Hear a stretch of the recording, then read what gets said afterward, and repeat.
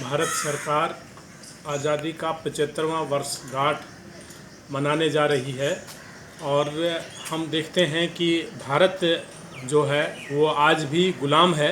भारत के लोग गुलाम हैं। भारत के अंदर जो अनपढ़ जो लोग हैं वो लोग यहाँ पढ़े लिखे लोगों का शिकार हो रहे हैं।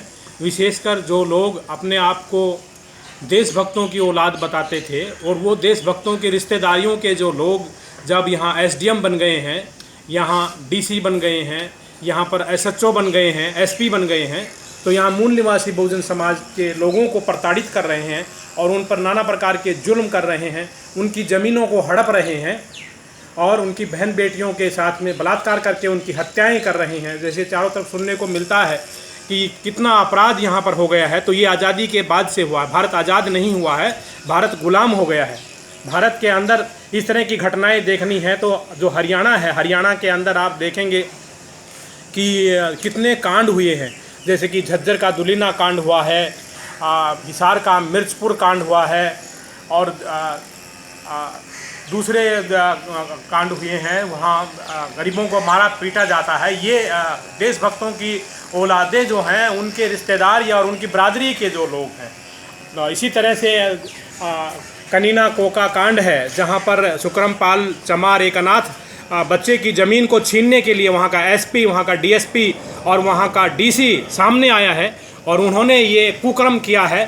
इस तरह से जो भारत है आज़ाद नहीं हुआ है। यदि हम यहाँ बैठे हैं, हम दिल्ली देश की राजधानी में बैठे हैं और ये साउथ दिल्ली का ये पोश एरिया है, वसंत कुंज का एरिया है, यहाँ पर जो मज़दूर काम कर रहे हैं, इन मज़दूरों की जो दिहाड़ी है वो 300 रुपया है, जबकि यहाँ मिनिमम वेजेस जो है वो 500 रुपये से ज़्यादा है और वो 300 रुपये इनको देते हैं। आज भी कोई भी आदमी ये देख सकता है। तो 75 साल की आज़ादी के बाद में आप लोगों को मिनिमम मजदूरी नहीं देते हैं तो भारत कहाँ से आज़ाद हुआ?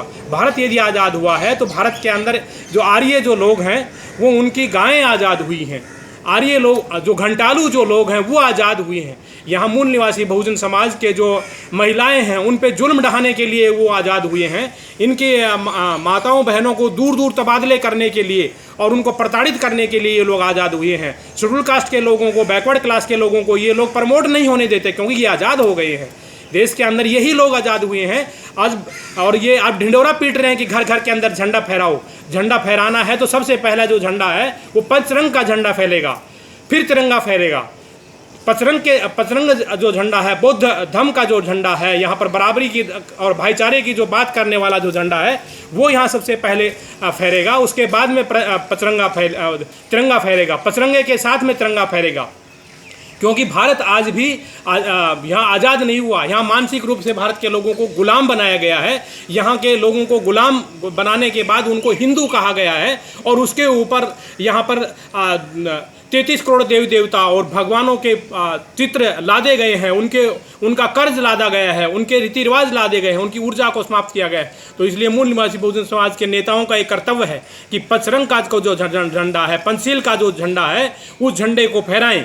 तिरंगा झंडा फहराने से पहले उस झंडे को फहराएं और फिर तिरंगे झंडे को फहराएं। और यहाँ पर मूल निवासी बहुजन समाज के लोगों की जो गुलामी है, जो ये जुल्म करते हैं मूल निवासी बहुजन समाज के लोगों को, और ये अपने आप को देशभक्तों की औलादे बताते हैं, इनसे सावधान रहने की ज़रूरत है।